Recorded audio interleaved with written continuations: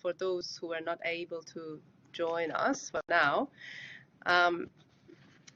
I would like to begin by acknowledging the Aboriginal people, traditional custodians of the land on which we meet today, and pay my respects to their elders, past and present.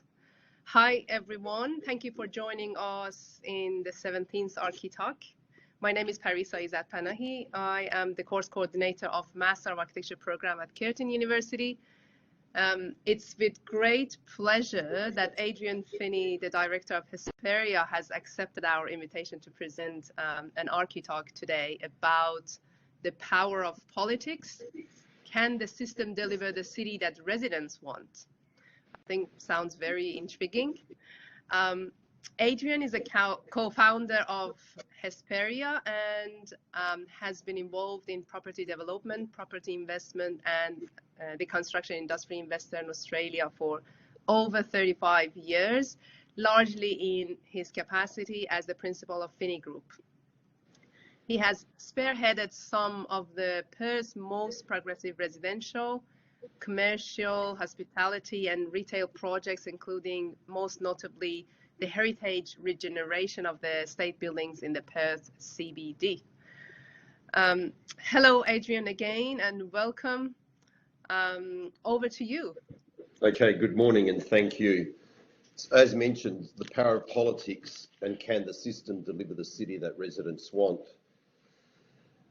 Obviously, now that we're living in Perth, in the island, within the island in these COVID times, the city I am speaking about is Perth. As mentioned, I apologise, the presentation does not include a PowerPoint presentation, so hopefully you can all just sit back and listen and close your eyes and imagine that you're at the beach. Interesting. We find our cities around the globe in an age of unprecedented disruption and innovation, and Perth is no exception.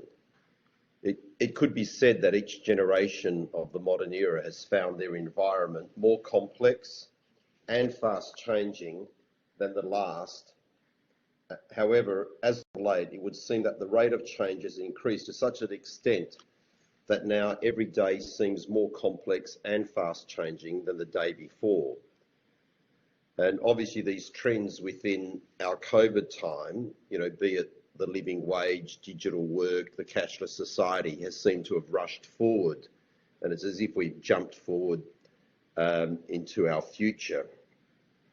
I'd like to consider how the present system of power, which is shaped by politics, can effectively conceive and deliver the city that residents want.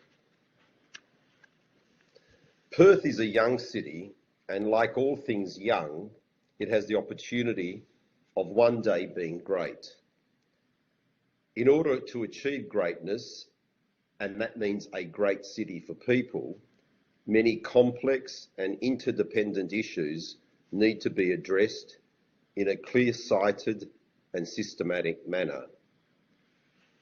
For me, the big question is, can our current system of politics, based on the short-term election of federal, state and local governments, deliver? It would seem that the answer to this question is a resounding yes. There are many cities around the world and also within Australia that provide a better environment for their residents than Perth. Most of these cities are places which we like to travel to or places which our children move to, and most of these has a system of government much like our own. So first and foremost, we must do the easy things right and copy the initiatives and systems of governance that allow other cities to conceive and implement effective change. So what are these things? We all know what they are, and we have commissioned endless reports from a long list of consultants to tell us what they are. They are things like, firstly, walkable and social neighbourhoods. It should feel good to step out of your house. There should be things to do, and only density can bring this. Secondly, housing choices. We need zoning that delivers housing choices, affordability, density, and sustainability. Thirdly, transport. The city needs to move you so that you can get where you need to be and that the city can plan amenities around you. This transport should address walking, cycling, scooters, buses, trackless trams, rail, taxis, Uber and cars. Fourthly, green everything. Humans feel better when they are connected to nature. Animals like it too. Why doesn't Kings Park continue into the CBD? Let it roll down the hill to the river. We also have the Wildflower Capital Initiative here in Perth, but why don't we take it to the next step and plant everything? Planting is a great way to express the spirit of place. In London, they have the All London Green Grid, which is a policy framework to promote the design and delivery of green infrastructure across London. The interesting thing is that the conception of green space is extremely broad, and what is important is the quantity of it and the fact that it all connects to one another, hence a grid. Therefore, green space is parks, playgrounds, green rooftops, green facades, street-lined boulevards, etc., etc. Fifthly, you have to develop urban identity. Places must feel distinct and of their place. We must discover our history and soul, and this means respecting and reusing old buildings and uncovering narratives, whether they be historical, popular, geological, or based on local flora. This is called interpretation. Sixthly, we should always allow chaos. There should be some unscripted places for congregation, activation, and protest. And a seventh point is leisure. Spaces for healthy and youthful activity, be them skate parks, swimming pools, urban sports. And these should be understood as civic spaces. And lastly, pleasure. Leisure quickly flips to pleasure. We must understand that culture is paramount and our nightlife is an integral part of the city's culture. Many cities around the world have understood this and elected night mayors, people in charge of promoting, bolstering and organising nighttime economies. Everything I just mentioned comprise the baby steps of city making. They are the basic fundamentals of good city making. Have we delivered all of this in the City of Perth or Greater Perth? And I think the resounding answer is no. In an age of disruption and innovation, it is easy to reach for the buzz term smart city because tech is nimble and it's algorithm based. And it's exactly what we need in a fast changing times like our own. However, I would like to move the conversation away from the smart city, which is an unhelpful overarching abstraction. Of course, we need to employ tech in our cities to improve the environment, but equally we need to do the basic things right. These basic things I will term the dumb city, and are those things and places that we know are fundamental to making a city that works for people. People are often obsessed with just how much things have changed, but they forget that people have remained very much the same for a very long time, and therefore what they want has been relatively unchanging. It is the government's job, and has always been the government's job, to deliver the dumb city. So how can the government deliver the environment that its residents desire when it doesn't have, firstly, a cultural infrastructure plan, it doesn't have a tourism infrastructure plan, it doesn't have a green infrastructure plan, and I'm sure that there are many plans that great cities have that we don't. Governments need to understand that creating environments doesn't happen easily. Vision, planning, and execution is required. You don't fluke a good city, and you don't build one in a single term of office. A 20-year plan is required as a minimum. All objectives that are planned have to be listed. Every 5 years, the plan should be reviewed and projected out for a further 20 years.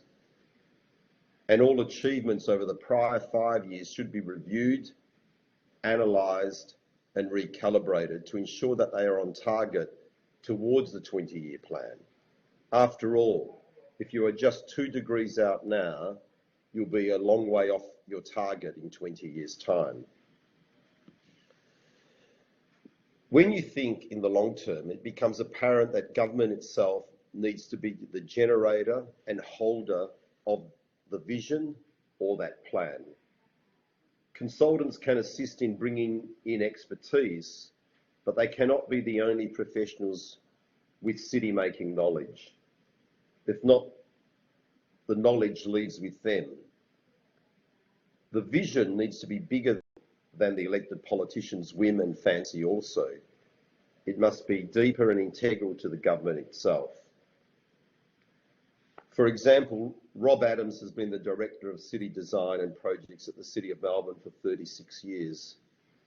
It's no coincidence that in those 36 years that Melbourne has transformed itself into one of the world's most livable cities. It used to be a rather miserable place, and the City of Melbourne has slowly built and recalibrated its vision, assessed its achievements and failures, and they have done this in-house. The vision and capability comes with assistance from consultants, but not solely from consultants. The reason I raise this is because whilst we here in Perth haven't yet figured out the ABC of the dumb city, the world around us is quickly getting more and more complex and dangerous. At all times, while we are in the endless journey of improving our city, a growing list of threats and complexities will arise. Our governance system spends most of their time addressing these issues instead of working on their vision to deliver a better city. The short-term election cycle distracts and confuses and therefore doesn't allow considered implementation of what is required. These threats should not be the distractions, but items to be integrated and resolved within the 20-year vision. This is how we build resilience. It is also worth adding that any plan must also consider the needs and desires of yet unborn future generations, whilst an Indigenous understanding may also include the deceased. Whilst we sit here and the world is in a COVID panic, what is our vision? Shanghai has already built 120 kilometres of protective seawalls. Singapore has committed to a $100 billion fund to fight climate change. Copenhagen, after all its achievements and accolades, now claims very simply its vision is to be the best city of the world for its people. So we have known the fundamentals of good city making for the last 40 years, but now, with the increased complexity in the world, what are the metrics that we should be thinking through that allow us to deliver the city that people want now, along with a resilient city that future generations can also enjoy? And I'm going to list a few of these now. A city has to consider its regional, neighbourhood and urban development. We must have a vision for the shape, density, quality, contents and sustainability of our environments at all scales. We cannot leave that to chance or to the free market to create great places for people. We have to put in processes and participation. We must have a vision based on the best practice of how urban environments are conceived. This means meaningfully engaging stakeholders at all levels and involving them in the process. Good processes are an expression of our democracy and create better places that people feel better about. We need to identify our communities and our social cultural issues. We must understand what the current and future social fabric is. This is based on demographics and allows us to project lifestyles and behaviours. Different communities want and need different amenities and environments. We need a great understanding of our ecology. We have to protect and improve the species and habitats. We need to understand that our urban environments can play a role in this, in creating habitat corridors, etc. We must also think through the lens of insects and not only mammals and birds. And as I said earlier, we have to green everything. We have to look at our open spaces and our urban climate. We need to be aware that green space and blue space improves the overall global climate as well as microclimates. We need to be aware that big black roads are detrimental to our climate. We have to have a clear understanding and policy around protecting water and soil. We need a great understanding of all our material flows, mobility and transport, an understanding of what energy use is and what it will be into the future, and also be completely conscious of our emissions. Not only air pollution, but also noise pollution and light pollution, which we are starting to understand can have a very negative effect on the lifespans and breeding patterns of the animal world, particularly insect populations. And then we have to look at the economics of all of this. So in looking at the economics, because as we know, we can't deliver the above without a sound economic foundation. So we can use alternative methods of governance and implementation to quickly move forward and deliver the dumb city and avoid the short-sighted terms that presently prevail. We could use a combination of different governance models. Obviously, we do have local government, and topically we just received a new council at the City of Perth in the last days. And as you'd all be aware, half of those councillors are there for a 1-year term and the others for 3. So there's a requirement to look at models that allow government to plan forward to a dumb city. So presently with just a local government system, I don't think we'll be able to achieve that. So we can look at other models. One is, do we have a 100% local government-owned development company? Do we look at investor or project-led development based on urban development contracts? Or do you also implement collaborative models such as public-private partnerships? All of these alternatives and a combination of all of them can be implemented to deliver the basic requirements and also address the future demands that are required to have a robust 20-year plan. Complexities of cities are not much larger than the collection of their neighbourhoods. The delivery models to achieve neighbourhoods can be fundamentally used to develop city policy, using private enterprise, PPPs or other structures can assist to deliver these outcomes.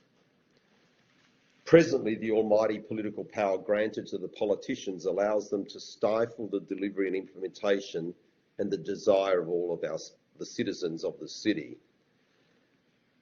We need change now because as a young city, we have the opportunity in front of us to deliver a city that our past, present and future citizens will be proud of. Thank you. So that's it. I don't know if there's... Thanks. We move forward to if there's a opportunity of questions and answers. Perfect. Yes, thank you so much. Much appreciated. It was pretty, I guess, interesting and overarching for me as an architect, knowing that someone who has done a lot of work for our city, has such a broad, basically, perspective about sustainability, green architecture. Not only those, but also how we can actually improve residents and citizens' well-being, in broader aspects. So I'm sure. Well, I have questions, but I'm sure other people also have some. So I start with their questions. Some of them have typed their questions through the chat box. I think you can also see, but I'm happy to read that loud for you. Okay, I start with Dora. Dora, would you like to turn on your microphone and talk, or? Yeah. Yes, hi, Adrian. I can try to put my. No, I don't think I can share my video. But thanks a lot. It was really succinct and very much to the point. And I really enjoyed the components that you stressed, because they're so vital to life in the city. The question that I ask is kind of a little bit biased, but how do you see the place of universities and research in making Perth less dumb? Okay. I mean, the universities are obviously an important part of the city and obviously our culture, because, education's what I always assume the next generation's smarter than the present one, because that's why we have universities. That's their job. So the university, and we've seen an opportunity now with Edith Cowan looking to move into a city, and that delivers lots of benefits. It obviously delivers vitality, diversity, housing opportunities, socialisation, increase of hours of use, and lots of other benefits. They will influence, I think, the people who walk inside a city.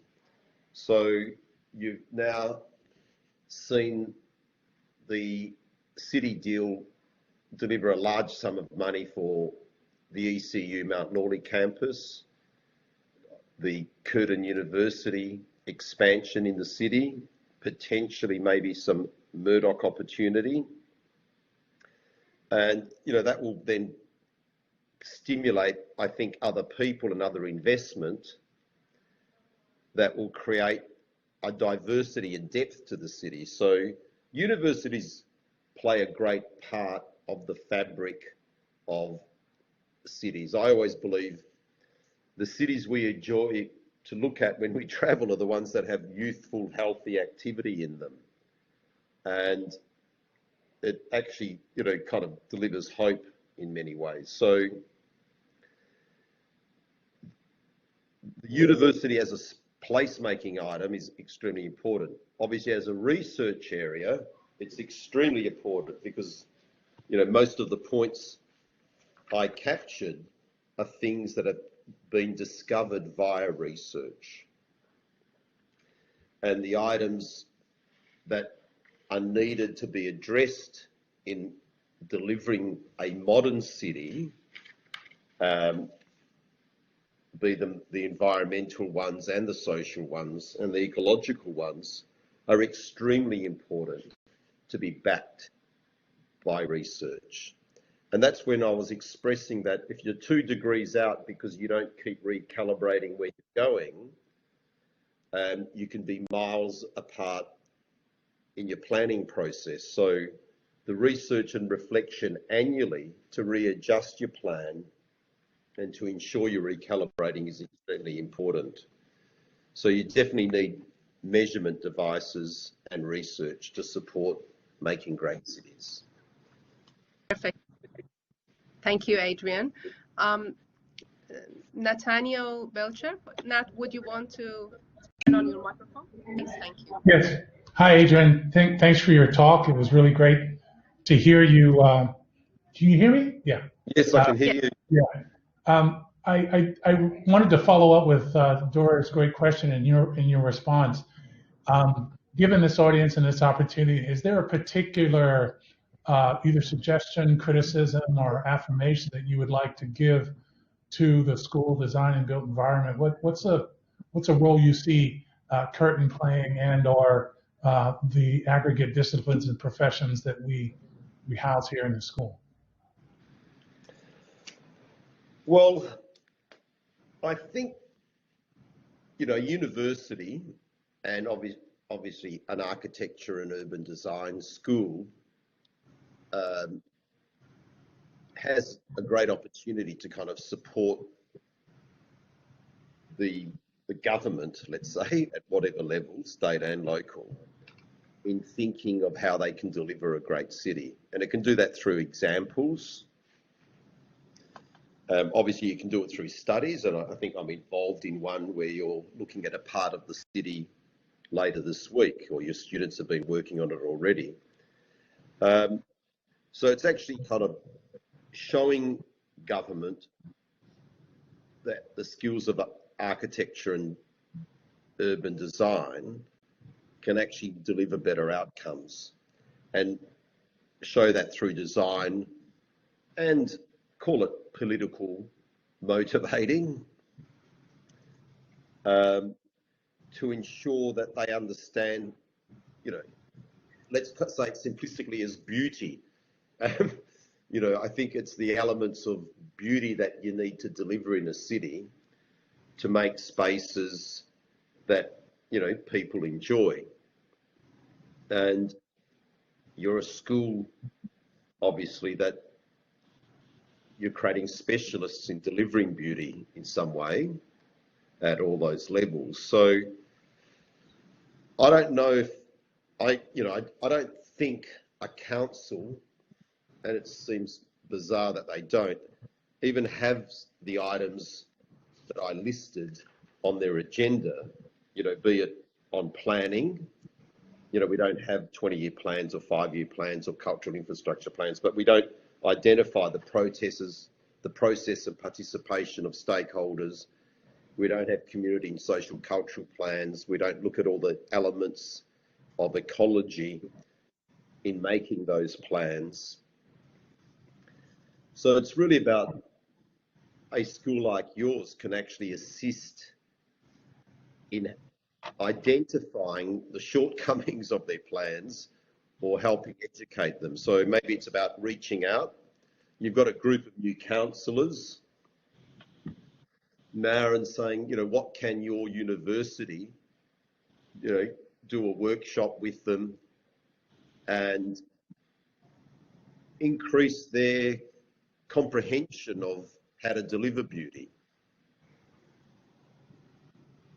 So I think it's worth reaching out to them now, because like anybody, they need education and understanding of what are the elements that make a great city. Thanks for that.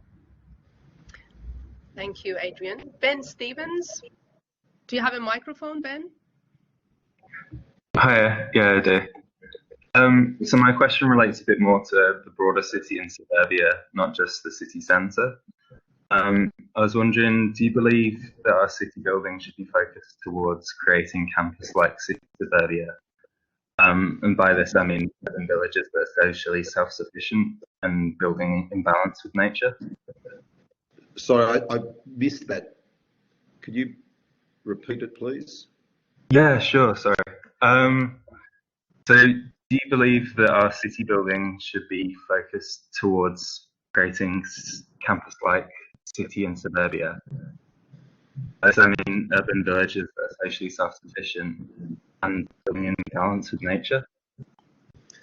Well, I don't think utopian-wise, yes, maybe, but the reality is, if you're talking about the greater Perth, which is, a landmass that's larger than most large cities in the world, I think we're going to find that quite complex. Obviously, we do have a plan which is based on the corridor plan, and that's been emphasised by a freeway system and now being re-emphasised with a heavy rail system. you know, there's an overlay of policies based on transport. There's no, and there is a overlay, but I call it superficial, of, you know, some level of ecology across that. Is there a great coordination between those elements? Let's say no. I think they've been considered quite separately over those last, it's almost 60 years of planning. How do you make each of those nodes self-sufficient and sustainable? I think would be quite complex because of the spatial area that we're consuming. So if you imagine the re-intensification of the TODs at these nodes, it's going to take a few more generations to get there. And, you know, and hopefully we won't even want to plan our city to become that because of those few generations. We're talking about millions of people. So maybe we should start thinking about our cities connecting in a more regional context over time, if we're thinking of a larger population base, over a much larger spatial way. And actually, you know, I think we'd get a better outcome personally in a lifestyle sense and the choice. We've already seen ourselves hop 5 years forward in COVID times, I think, you know, in a technology and digital way. And I believe there'll be some, you know, unique opportunities to look at how we can actually live that way. And I think we would have a lot more, you know, preferred and sustainable outcomes if we reconsider it. Thanks, Adrian. Adam Spear, would you have a microphone? Would you like to ask your questions, or are you happy for me to read out? I think, okay, I'm going to read out your questions. Is there a model of local government internationally or within Australia that you think works well in terms of providing good representation of what residents want?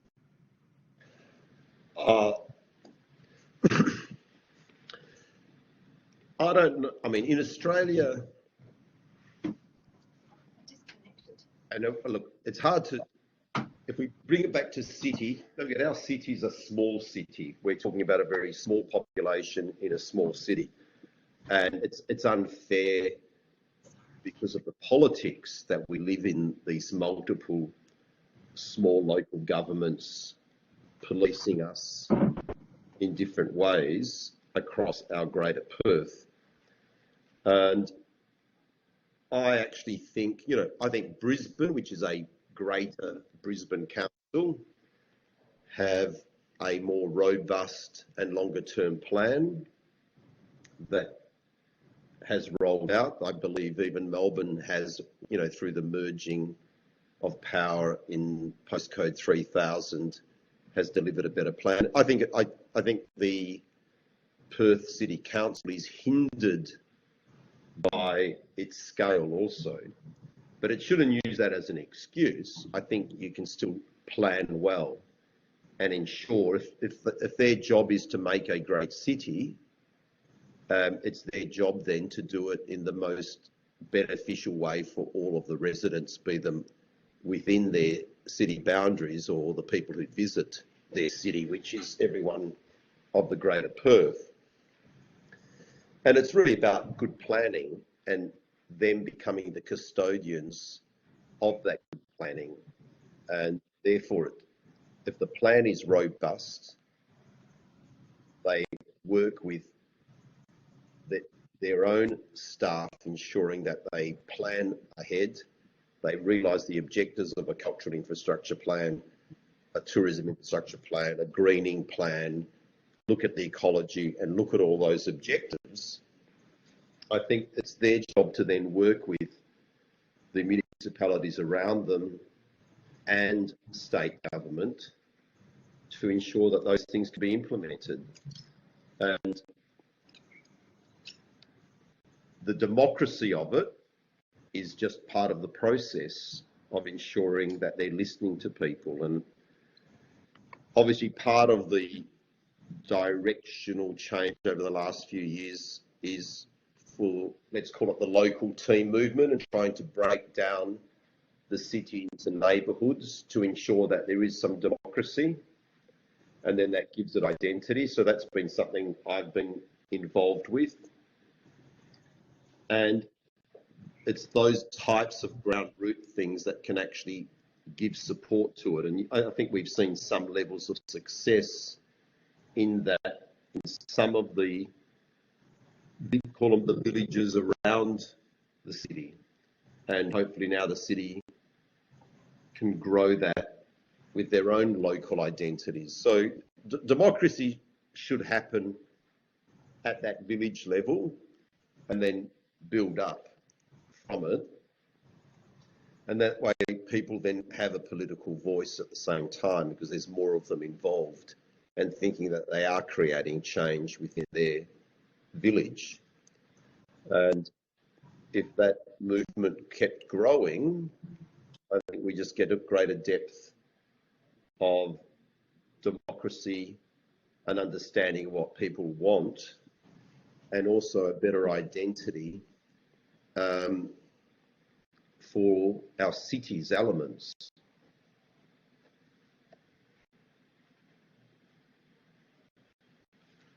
Perfect. Thanks, Adrian. A question from Andrew. We are currently seeing a centralization of planning and development control. Is that a better path than the tried and tried local authority model, you think? In many ways, yes. I think what happens is, because of so many different municipalities and so many levels of,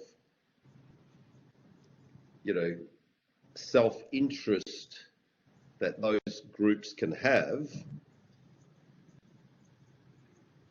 the staff of many of these municipalities are, let's say, influenced unfairly due to those identities quite often. And if you, the policies are, be them national or state anyway, and if they're policed and implemented in a much more professional way by good professionals, I believe we'll actually achieve a higher standard of outcome.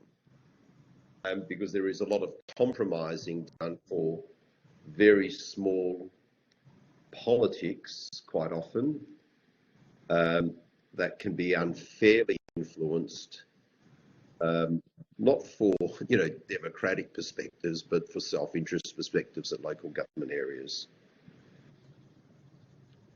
So I'm happy if they set the hurdles as hard as possible and as high as possible at a state government level to allow everyone to jump through, because it's no use driving through, a suburb that polices themselves well at a local government level, and then you cross Scarborough Beach Road and you suddenly arrive into Stirling and they police it at another quality level, and then you look at, you can visually see the difference of streetscape, urbanism, signage policy just by crossing a road. Makes no sense to me because of the council boundary. That's a good point. Isara, do you want to turn on your microphone and ask your question? It's not very clear to me in what extent that fundamental research. Can you just yeah, go ahead, please. Yes, I just heard you mention above that it's going to be about research more into the threats and concern of the rising concern of the creating the smart city. So I just want to what extent do you, into that research, do you have to discover and study? Well, look, as I've said, I think I actually don't want to, I never really want the council to worry about being a smart city too much. I think we've got to still fix the dumb city problems. Want to become a smart city, you know, I'm pretty sure I could just ring up Tel Aviv Uni and pick up some of their technology and, you know, implement the Tel Aviv app in Perth and become a bit smarter a lot quicker, because technology is highly transportable. But instead of wasting energy and time focusing on that, I really believe our city's got to just fix the fundamental issues about great planning. And so we're not caught in the cycle of politics. And we want to give ownership to good professional bureaucrats with great assistance from consultants and universities to make them do great plans. And so we look forward to kind of planning a good city. And, you know, that's really why I want to take us away from the focus of cares if my rubbish bin gets picked up exactly at the same time, or they measure my rubbish. I hope that the community and the localisation of neighbourhoods can police some of those things that they have been able to for thousands of years.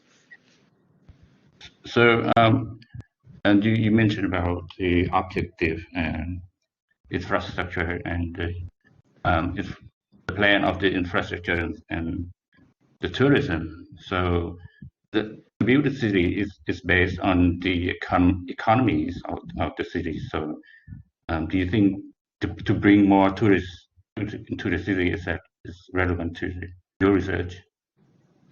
Well, if we think of what a city is, in reality, it's bringing people, be it for work or some form of visitation, pleasure, leisure, education, etc. So cities, you know, tourists don't have to fly in. They can actually just, you know, walk in, ride in or drive in. They're visitors to that space. And cities are that. That's what cities do. And you want that to be planned and understood for whoever, you know, every primary school kid should visit the city. The city should be so wonderful and beautiful that you want to visit it. So for me, that's making sure your agenda's correct, tourist sense.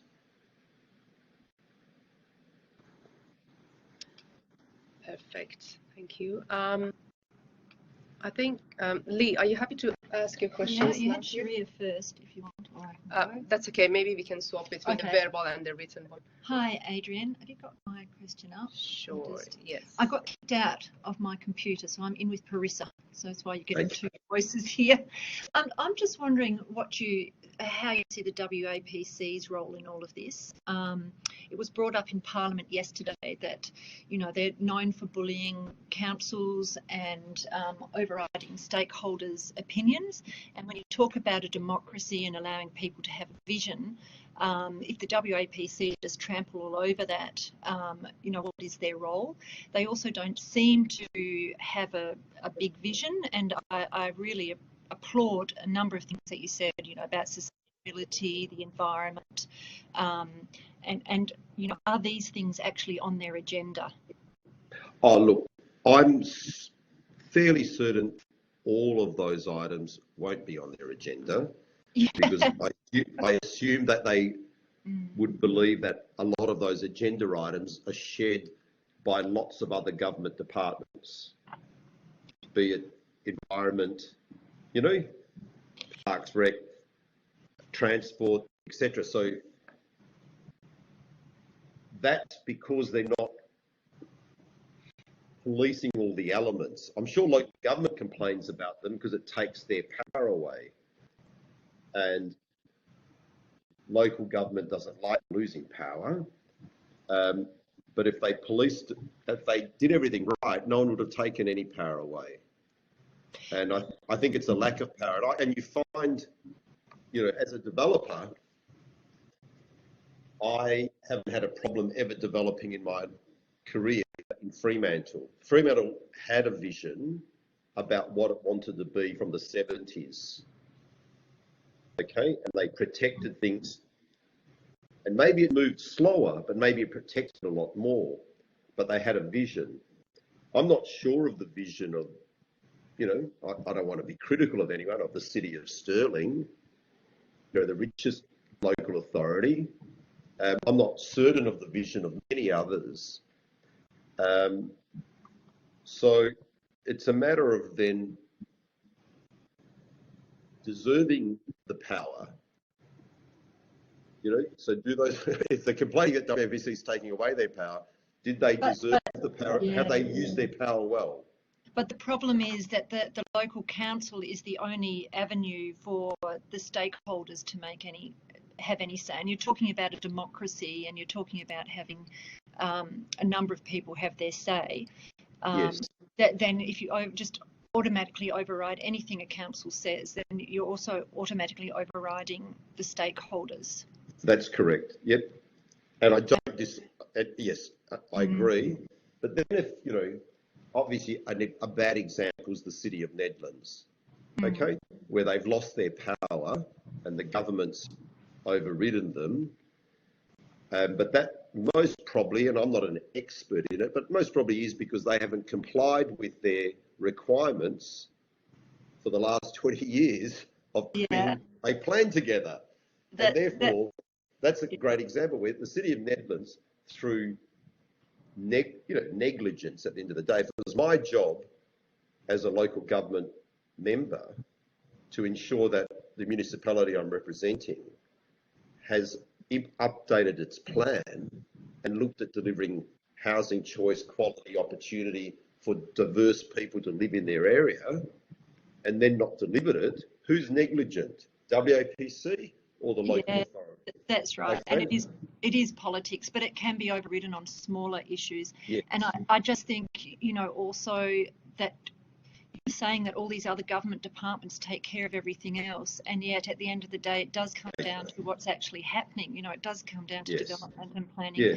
And so whether they do or not, they can override all that in one foul swoop. So no, I'm not saying it's good, but the reality is if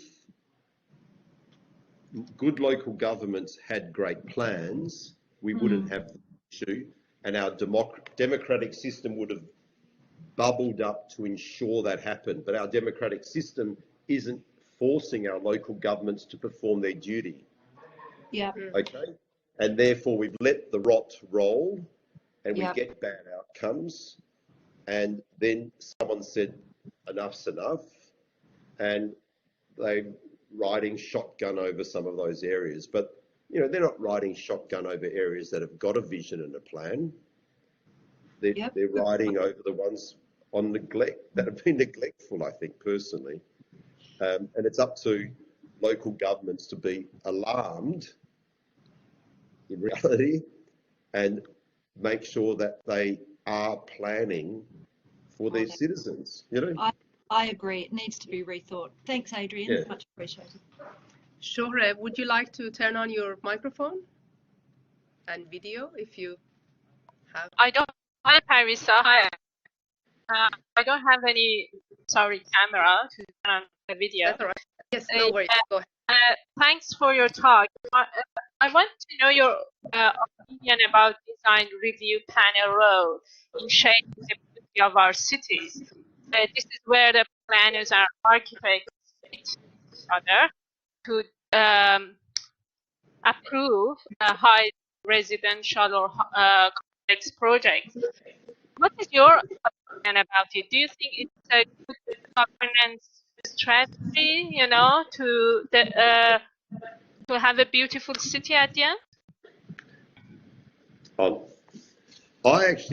don't mind the concept of design review panels, and I actually think hopefully, and again, it depends how strong they are, but some councils have used them well. some cities have used them well. Obviously, there's lots of examples all over the world where this architectural or design review model is used. I mean, Sydney enforces architectural competitions to build every building in the CBD and has done for, I can't remember, 20 years or so. London does similar. It's newer in Perth. Some MRA projects require design competitions with independent panels of architects and urbanists to reflect. So hopefully it helps bring a better outcome. And that's its objective. So in reality, I support it. And the harder and the more critical they are, the better. Thanks. Jonathan Faulkner, would you like to turn on your microphone? Hi, Jonathan. I was just wondering, what are your thoughts on environmentally sustainable building materials, particularly ones that have been sourced from natural resources like wood, in regard to helping that human and nature connection that you mentioned? I just assume it's part of the agenda and it's growing every day. We try and look at this a lot. Recently we've got CFC funding on an industrial project. So, we're getting environmental funding. We're looking at, low carbon concrete and seeing it only costs, tens of thousands of dollars more in an industrial building. So we're moving in those directions. I think everyone's becoming extremely conscious and demanding of it. We're seeing organisations, mainly international, pushing us even harder in those areas, but we're looking at all forms of technology and criteria across projects, and it will continue to grow. It will grow much faster than we think. And I know as a company, we're going through our largest learning curve right ahead of us now.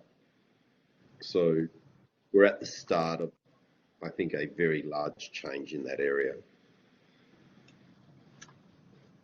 Perfect. Dustin, would you like to Thank you. ask your questions, please? And turn on your video. Oh, yeah, sorry. Yes, please. Thank you. Hi, can you hear me? Hi, Adrian. Hi, Justin. I was just going to ask a quick question for the students, especially in the audience, from you as somebody who's commissioned some very, very good architects and very good buildings. What would be your advice about what makes a good architect for you, why you choose them, why you think they're worth running with, so to speak? Okay, that's a hard question. I mean, for me, sometimes it just becomes habit, and so quite often I have quite a long history with similar architects for many, many decades because of, familiarity and understanding of how to work together, but also, it's a kind of two-way relationship, and hopefully, an architect who is striving to do the best possible that they ever can, and maybe the client striving to do the next best one that they ever can, and then having, I think, time and desire, is important. And sometimes that's a resource-driven thing too. We know if we review things many, many, many times, we seem to get a better outcome. And quite often we have that model, and then we have an internal review model too. So I actually have on my side 2 architects in-house, well, actually maybe 3 now, but I've got, reviewing the work, also debating our vision and product knowledge and etc. So you know, we enjoy it. It's actually a great long debate. Maybe the architect hates it actually, because there's a lot of revisions.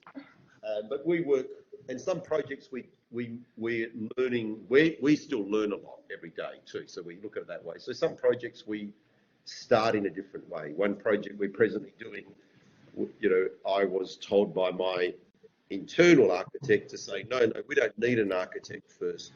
We need a landscape architect. We need the best one possible. And they will inform us where the architect can go on this piece of land. Yeah. So sometimes we have to stand back and look at from a landscape, a kind of biological concept, you know, of what this should be, and then that will influence us. So there's, you know, we've got to kind of keep learning and moving also and broadening our scope. But that makes it interesting for us, but hopefully it makes it interesting for the architects when they join in. Cool. You know? But they're long journeys. They're long journeys. That's what I mean. I think that's the interesting thing, and I thank you for making that point. That it's a long journey. It's about the relationship, and it's about the desire to do the best one can. Yeah. Thank you.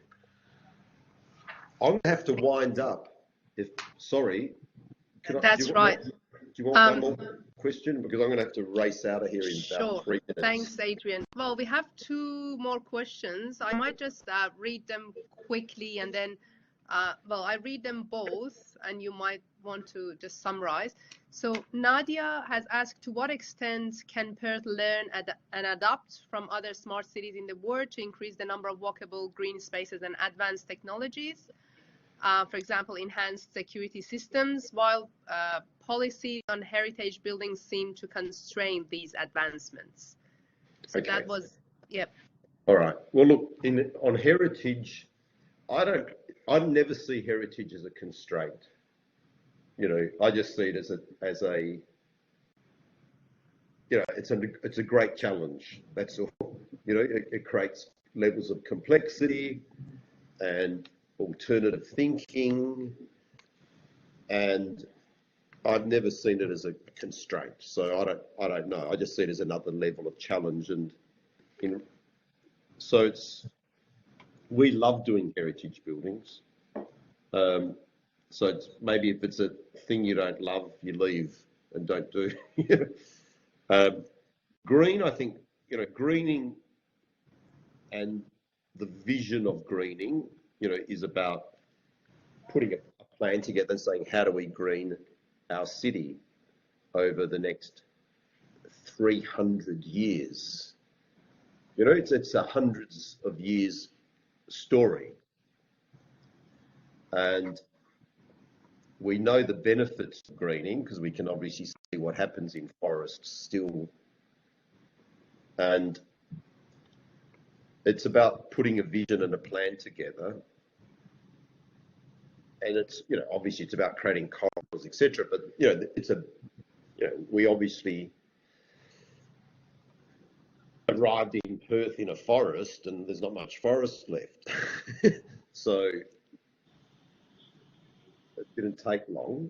So I think it's about putting a picture of what happens if your green plan is in hundreds of years. It's not the 20-year element. It's a big, long picture. And then you say, we've got to achieve these things.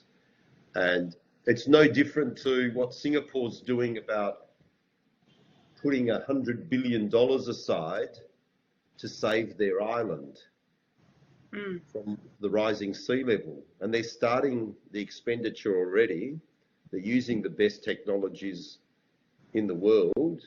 They've obviously reached out immediately to the known leaders, which is the Netherlands, okay, and said, we're going to sacrifice some areas under a certain AHD above sea level, and we're going to build walls in certain areas and create pumps and sinks to make sure we survive. And then they're going to increase the pace of that where they have to. We need similar policies at both levels in an environmental sense, you know, and they're long-term pictures. Perfect, Adrian. Okay. I think we just wrap up here. Much appreciated for sharing your insights and visions with us. I think it's great to have someone like you with real broad perspective of what is happening around us in the city. As an architect, I really enjoyed, and I'm pretty sure everyone who attended basically really enjoyed the talk, and they have, I guess, a kind of takeaway message today, which is great. Again, much appreciated for your time. Thank you very much. See you again. Thank Cheers. you. Thanks. Bye. Bye for now. Bye-bye.